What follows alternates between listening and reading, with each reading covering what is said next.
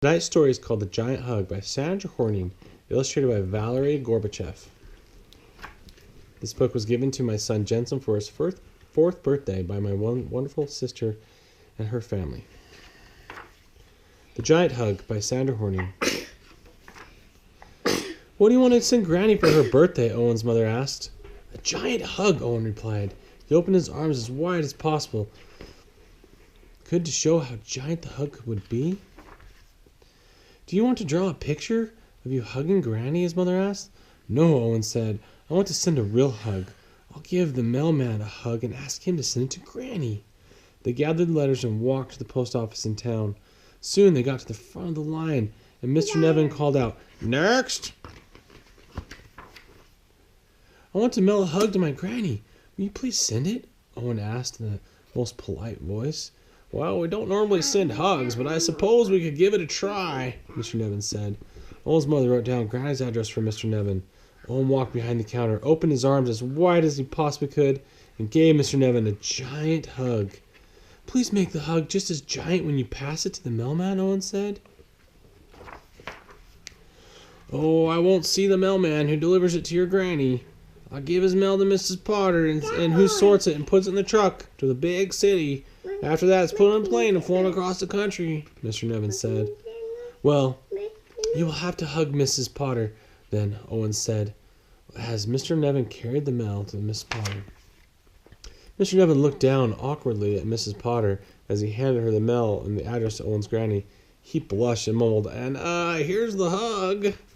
Mr. Nevin opened his arms and with as wide as possible could and gave Miss Potter a giant hug. Miss Potter smiled as she sorted the mail. Just then the driver came to collect the mail, bound for the big city. As the driver lifted the last heavy bag of mail, Miss Potter said, Leroy, one more thing. Someone is sending a hug to his Granny. Here's the address, and here is the hug. Miss Potter opened her arms as wide as she possibly could and gave Leroy a giant hug. Leroy laughed and said, Now that's a piece of mail you don't see too often.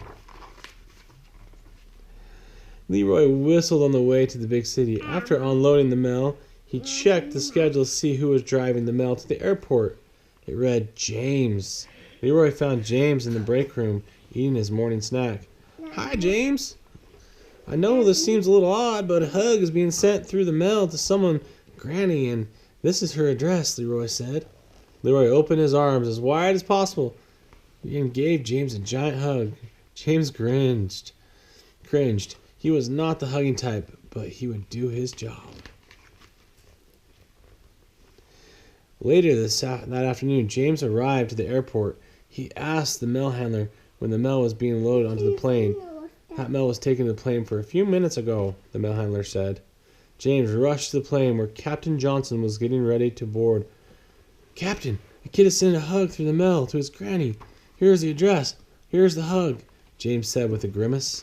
James opened his arms as wide as he possibly could, gave Captain a giant hug. Now isn't that grand? What's the way to start the day? Captain Johnson bellowed. When the plane landed, Captain Johnson walked to the airport post office. He saw Amanda standing next to the mail truck, looking sad. Hello, are you driving the truck to the city? Captain Johnson asked. Amanda nodded glumly. A hug is being sent through the mail, Captain Johnson announced. Captain Johnson opened his arms as wide as he possibly could and gave Amanda a giant hug. Amanda brightened and said, Thank you. She bobbed her head to the music and she drove after unloading the mail. Amanda went to find Chad, driving, taking the mail to Granny's town.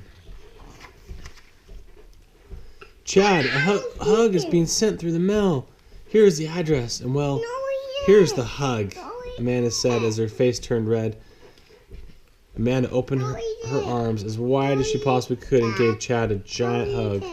Chad chuckled and said, Finally. Do you want to go dancing tonight? I'd love to, Amanda exclaimed. Chad kicked up his heels and hopped in his truck early the next morning. Chad drove to Granny's town. As he prepared to return to the city, he remembered the hug. Who will be delivering the mail to Pennsylvania today? Chad asked the supervisor. Shelley, but she's not here yet. Miss Greenberg replied as she adjusted her glasses. Please pass this along to her, Chad. Chad opened his arms as wide as he possibly could and gave Miss Greenberg a giant hug. Miss Greenberg gasped with surprise, and her glasses tilted to the side. Shelley, I need a word with you, Miss Greenberg called when Shelley arrived. A hug is being sent through the mail to a boy's granny, and you are the mail woman delivering it, Miss Greenberg said. Miss Greenberg opened her arms as wide as she possibly could and gave Shelley a giant hug. Granny will be delighted, Shelley exclaimed. Shelley stopped to smell the flowers as she delivered mail from door to door. She saw Granny gardening in the yard. Miss Lewis, I have a special delivery for you, Shelley said. Your grandson has sent a hug. Shelley opened her arms as wide as she possibly could and gave Granny a giant hug. Look at that big hug, guys.